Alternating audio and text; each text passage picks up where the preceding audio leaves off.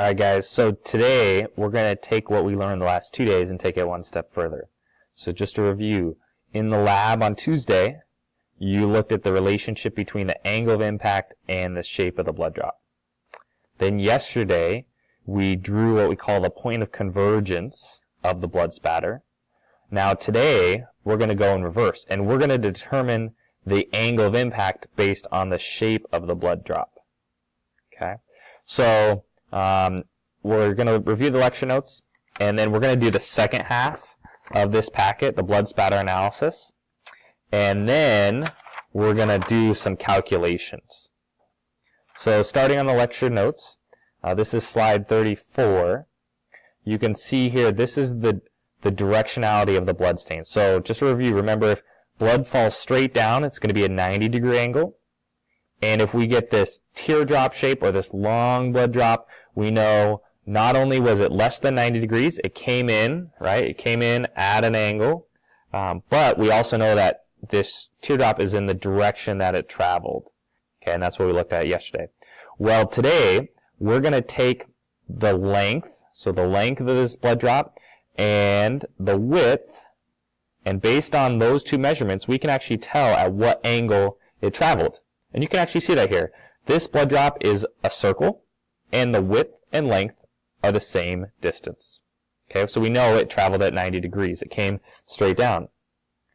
This blood drop is long, and we can use the relationship between the shorter width and the length to determine the angle it traveled.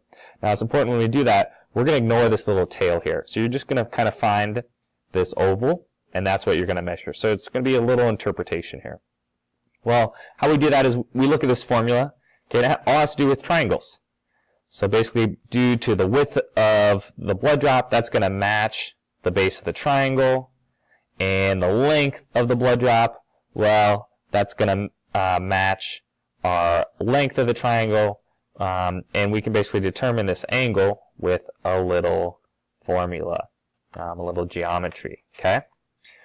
So how do we do that? You're going to take the width. You're going to measure the width. You're going to measure the length. Let's say the width is 1.5 centimeters. Okay? And let's say the length is twice that long. It's 3 centimeters.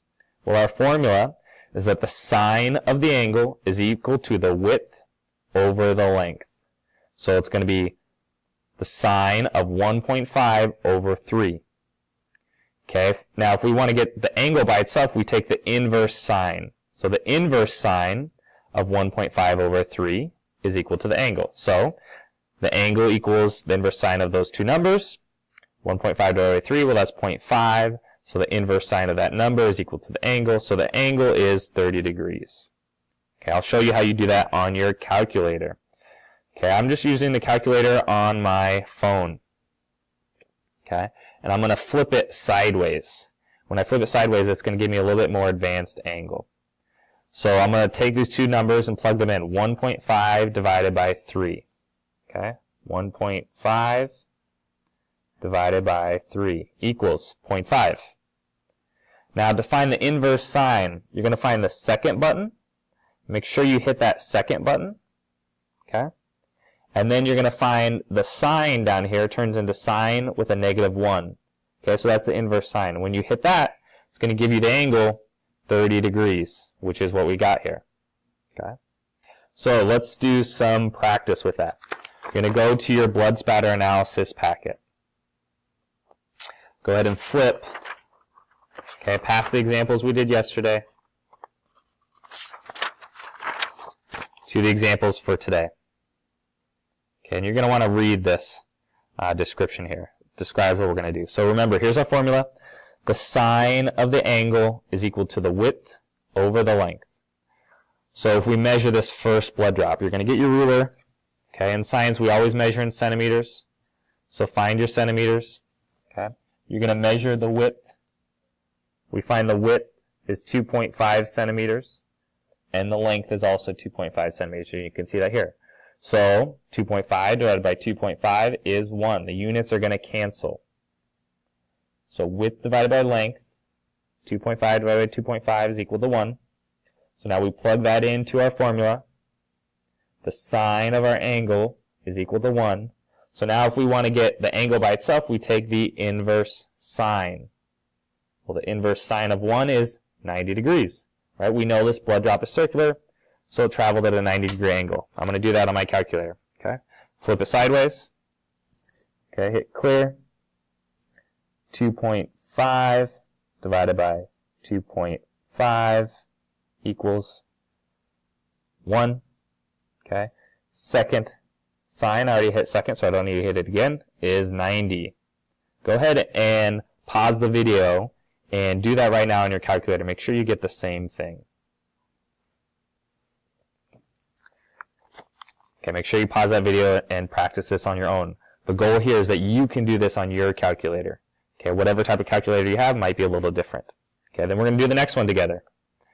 So same thing. First step is we have to measure this blood drop. So you're going to measure the width of the blood drop. It's 2.5 centimeters. The length, 4.5 centimeters. So 2.5 divided by 4.5 is equal to 0.55. You do that on your calculator. Then, arc sine of 0.55. You do that on your own. So go ahead, pause the video. Do that on your own right now. I'll do the same thing.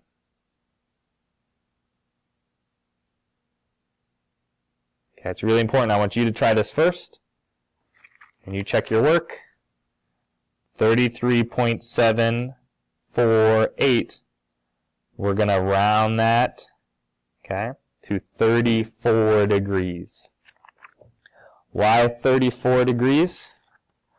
Well, we've got two significant figures, two numbers after the decimal, 1, 2. So we're going to have two numbers in our answer, 34 degrees. Okay.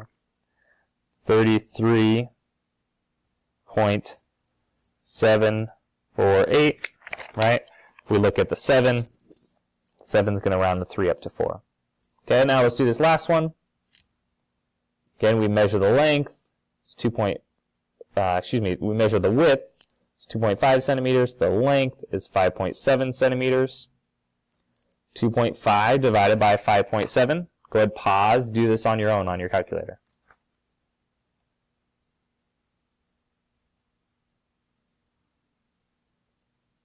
You do it on your own? Okay, I just did it. I got 0.53.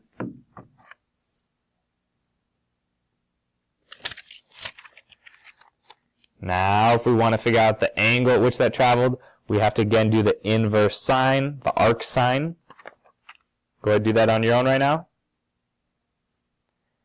And 32.13. Okay.